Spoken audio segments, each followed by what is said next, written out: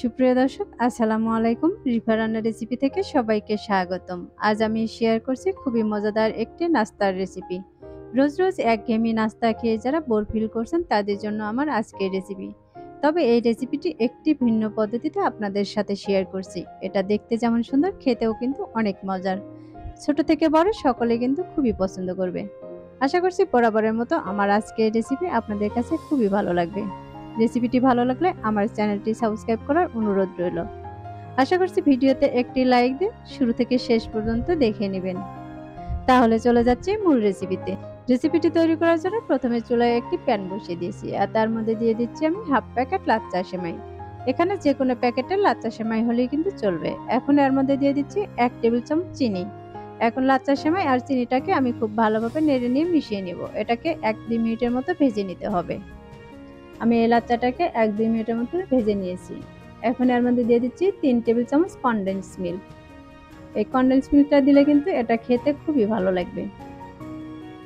আমি সম্পূর্ণটা দিয়ে দিচ্ছি আর এগুলোকে একটি হাতা দিয়ে ভালোভাবে মিশিয়ে নিচ্ছি। প্রতিটা সেমাইয়ের গায়ে যেন এই কনডেন্স মিল্কটা লেগে থাকে। আর এটা বানানোর পর দেখুন একদম আঠালো ভাব চলে আসবে। এটাকেও আমি আরো কিছুক্ষণ ভেজে নেব। দেখতে পাচ্ছেন আমি কিভাবে এটাকে উল্টিয়ে পাল্টিয়ে ভেজে নিচ্ছি। এখন এর মধ্যে আমি দিয়ে দিচ্ছি সামান্য পরিমাণ জর্দার কালার। এই কালারটা দিলে কিন্তু এটা দেখতে আরো সুন্দর লাগবে।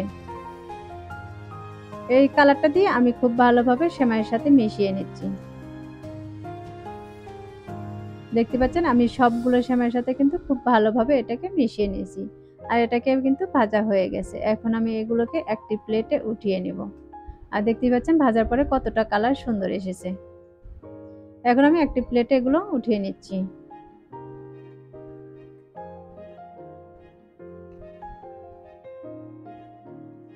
আমি সবগুলোকে এই প্লেটে কিন্তু উঠিয়ে নিয়েছি। এখন এখান থেকে কিছু লাচ্চা সেমাই হাতে নিয়ে এভাবে হাত দিয়ে চেপে চেপে একটু গোল করে নেব। দেখতে পাচ্ছেন আমি এটাকে কিভাবে গোল করে নিচ্ছি। আপনাদের বুঝিবার সুবিধার্থে আমি আরেকটা বানিয়ে দেখিয়ে দিচ্ছি। আমি একইভাবে সবগুলো কিন্তু বানিয়ে নিয়েছি। আপনারা চাইলে ছোট বড় যে কোনো শেপে দিতে পারেন। এখন এটাকে সাইডে রেখে দিয়েছি আর একটি বাটি নিয়েছি। এর মধ্যে দিয়ে দিচ্ছি হাফ কাপ পরিমাণ পানি আর দিয়ে দিচ্ছি চিনি 2 টেবিল চামচ। এখন দিয়ে দিচ্ছি ইস্ট 1 টেবিল চামচ। এবার চিনি, ইস্ট আর পানিটা খুব ভালোভাবে একটি হ্যান্ড উইল দিয়ে মিশিয়ে নিতে হবে। এটা 1-2 মিনিট এভাবে ফেটিয়ে নিলে দেখবেন খুব সুন্দরভাবে এটা মিশিয়ে গেছে। আর দেখতে পাচ্ছেন মেশানোর পরে কিন্তু কালারটা একটু চেঞ্জ হয়ে এসেছে। এখন এর মধ্যে দিয়ে দিচ্ছি আমি একটি ডিম। ডিমটা দিয়ে আমি আরো কিছুক্ষণ এভাবে মিশিয়ে নিব। এবার পানির সাথে ডিমটাকে কিন্তু খুব ভালোভাবে মিশিয়ে নিতে হবে। এই ডিম আর পানিটা কিন্তু খুব ভালোভাবে মিশিয়ে নিতে হবে। এটা মেশানোর পর দেখেন উপরে কিন্তু ফেনা ভাব চলে এসেছে।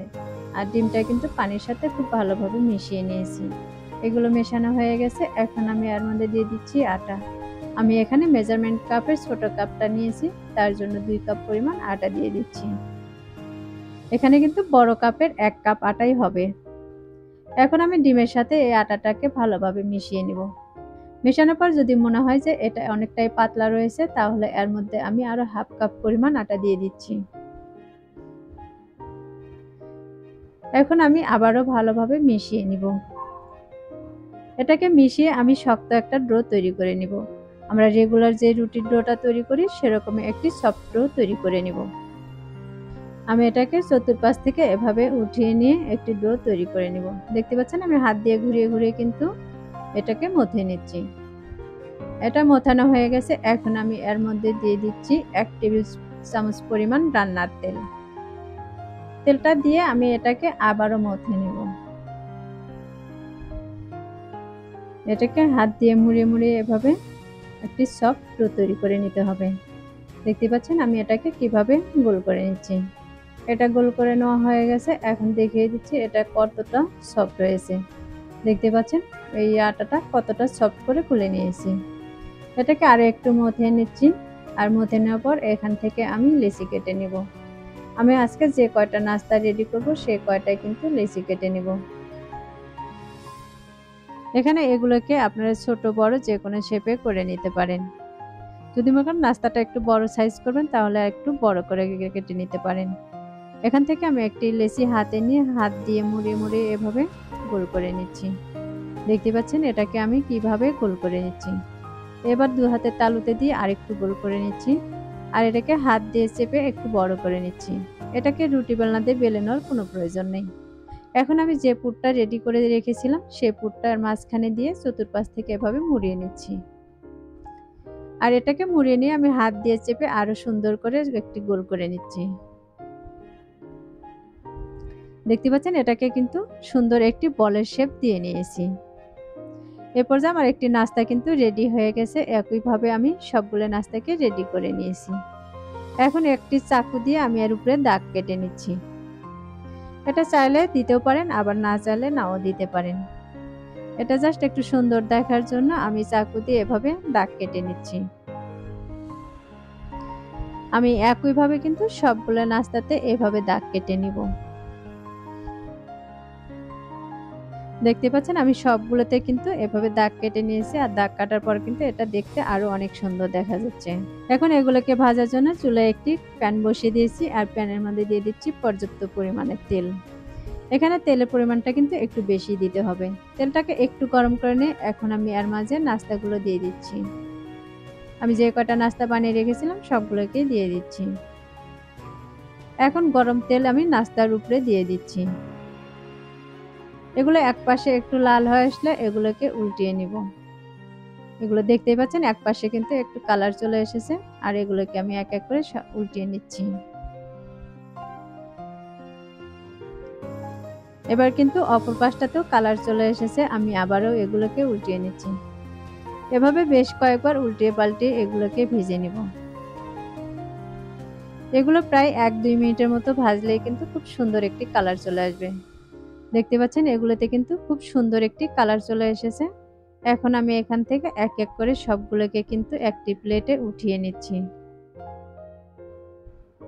এরকম সহজ নাস্তার রেসিপিগুলো দেখার জন্য আমার ভিডিওতে একটি লাইক দিয়ে বেশি বেশি শেয়ার করে দিবেন। আর আমার চ্যানেলটি সাবস্ক্রাইব করে না থাকলে সাবস্ক্রাইব করার অনুরোধ রইল।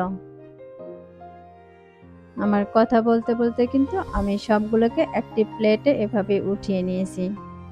আর দেখতে মাশাআল্লাহ এগুলো কতটা সুন্দর হয়েছে। এবার এখান থেকে একটি আমি হাতে নিয়ে দেখিয়ে দিচ্ছি এটা উপরটা কতটা মুসমুসে হয়েছে আর ভিতরটা দেখতে কতটা সুন্দর হয়েছে। আমি একটিকে এভাবে চাকু দিয়ে কেটে নিচ্ছি। আর ভিতরটা দেখে নিশ্চয়ই বুঝতেই পারতেছেন এটা দেখতে কতটা সুন্দর আর লোভনীয় হয়েছে। যে কেউ একবার দেখলেই কিন্তু এটা খেতে মন চাইবে। আমার রেসিপিটি ভালো লাগলে ভিডিওতে লাইক শেয়ার কমেন্ট করার অনুরোধ রইল। আমার চ্যানেলটি সাবস্ক্রাইব করে না থাকলে সাবস্ক্রাইব করে রাখবেন। আমার পরবর্তী রেসিপি দেখার আমন্ত্রণ জানিয়ে এখানেই বিদায় নিচ্ছি। আল্লাহ হাফেজ।